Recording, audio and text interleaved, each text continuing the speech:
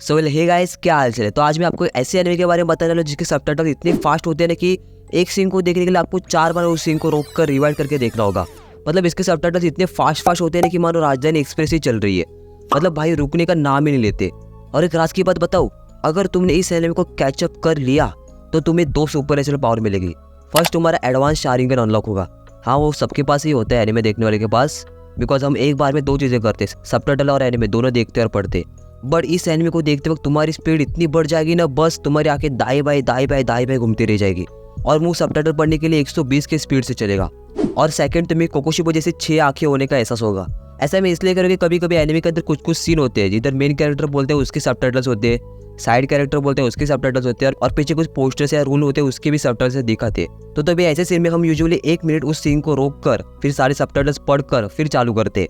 But इस anime की वजह से मैं खुद सारी सबटाइटल्स एक साथ पढ़ रहा हूँ। मुझे खुद पे भरोसा नहीं हो रहा था। मतलब तुम्हारी आंखें कोकोशिबो जैसे 6 डायरेक्शन में देखेगी, मैं सच बोल रहा हूँ। तो चलो जोक को साइड में रखते हैं और इस एनिमे के बारे में जानते हैं। तो इस एनिमे का नाम the disaster life of psychic के, एंड लिटरली बताओ ना तो ये एक टॉप लेवल की एनिमे। मतलब मैं इस एनिमे से इतना कनेक्ट हो गया था ना कि जब ये कंप्लीट हुई तब मैं थोड़ा सा डिप्रेस हो गया कि ये एनिमे क्यों खत्म हुई। देखो, जब बड़े बड़े एनिमे खत्म होने के बाद जो अकेलापन और जो लोनलीनेस की फीलिंग आती है ना, सेम फीलिंग मुझे ये एनिमे खत्म होने के बाद आने लगी थी। And I really miss those characters. तो इसके स्टोरी के बारे में जानते। तो ये एनिमे जनरली कॉमेडी और स्लाइस ऑफ लाइफ की जनरों में आती है। इधर स्टोरी एक साइकिक नाम के कैरेक्टर के अराउंड घूमती रहती है और ये अपना एनिमे का मेन कैरेक्टर भी है। तो साइकिक के पास बचपन से साइकिक पावर्स होती है जिससे वो कुछ भी कर सकते हैं। मतलब लिटरली कुछ भी। मतलब वो रातों रात बिलियनियर बन सकता है, नहीं तो एक हीरो बन सकता है। मतलब ऐसा कोई काम ही ना होना, ऐसी कोई चीज़ ही ना वो नहीं कर सकता। अगर ये पावर सच में हमारे पास होती तो हम सब यही करते। बट साइकिक को ये सब चीज़ें नहीं चाहिए। वो अपनी पावर्स किसी को भी नहीं देखा था, सिर्फ उसके मम्मी डैडी के अलावा किसी को भी पता नहीं है। वो एक शांत सी नॉर्मल लाइफ जीना चाहता है, क्योंकि स्पाइडरमैन के चचा ने भी कहा था कि अगर जितनी बड़ी पावर हो तो उतनी बड़ी रिस्पॉन्सिबिलिटी और एल भी लगते। ऐसा इसलिए कह रहा हूँ कि बिकॉज साइकिक ने अपने पावर से बहुत बार दुनिया को बचाया है, मीटियोर से, सुनामी से, तूफानों से और बहुत सारी चीज़ों से। और उसकी ये साइकिक पावर्स इतनी स्ट्रांग है ना कि वो टेलीपोर्टेशन, चीज़ों का हवा में उड़ाना, आग पानी प्रोड्यूस करना, रिस्टोरेशन मतलब चीज़ें पहले जैसी करना, जैसे डॉक्टर स्ट्रेंज को एप्पल के साथ किया था वैसे, और प्लस टाइम ट्रैवल भी कर सकता है। बट इन सब के बावजूद वो एक नॉर्मल लाइफ जीना चाहता है, क्योंकि इस पावर से जितना उसे फ़ायदा है ना उतना उससे नुकसान भी है। मतलब उसे लोगों के थॉट सुनाई देते हैं ना चाहते हुए भी इस पावर की वजह से। तो अगर कोई उसे सरप्राइज देने वाला हो तो उसे पहले पता चलता है कि क्या सरप्राइज होने वाला है। इसके अलावा अगर उसने कुछ चीज़ों को छुआ विदाउट ग्लव तो उसे उसके बारे में सारा पता चलता है। मतलब अगर उसने एक मांगा को छुआ तो उसे उसके स्पॉइलर, आगे की कहानी सब पता चल जाएगी।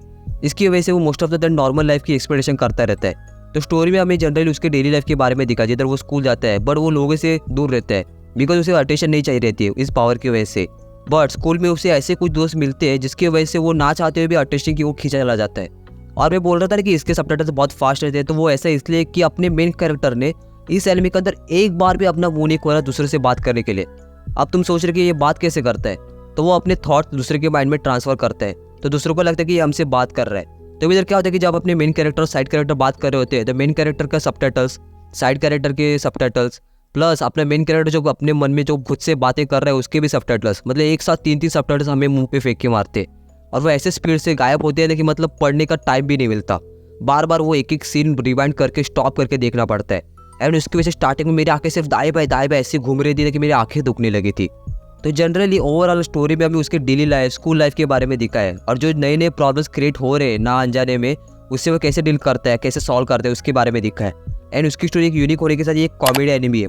मतलब उसके कुछ दोस्त थे वो इतने डम बैस है ना कि मतलब वो ऐसी ऐसी चीज़ें बोलते हैं ना कि लिटरली लाइक ओए ये क्या बोल रहा था। एंड सच में कहता हूँ इसकी कॉमेडी तुम्हें बहुत पसंद आएगी। और इधर एक बात मुझे इस एनिमे के बारे में अच्छी लगी कि वो है इस एनिमे के अंदर के एक न्यू कैरेक्टर का इंट्रोडक्शन।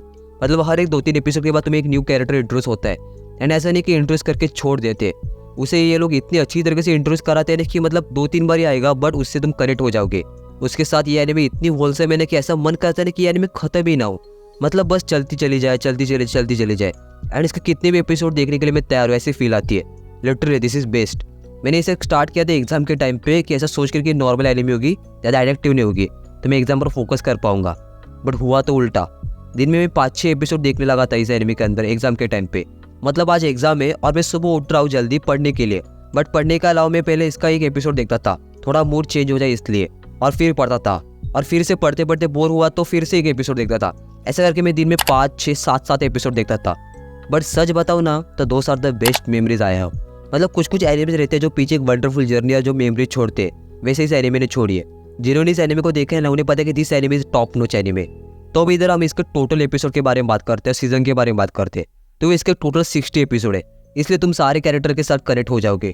इधर सीजन 1 में 24 एपिसोड आते हैं, उसके बाद सीजन 2 में फिर से 24 एपिसोड आते हैं, एंड उसके बाद 2 ओवीए सीरीज है जिसमें ये एनिमे कंप्लीट हुए।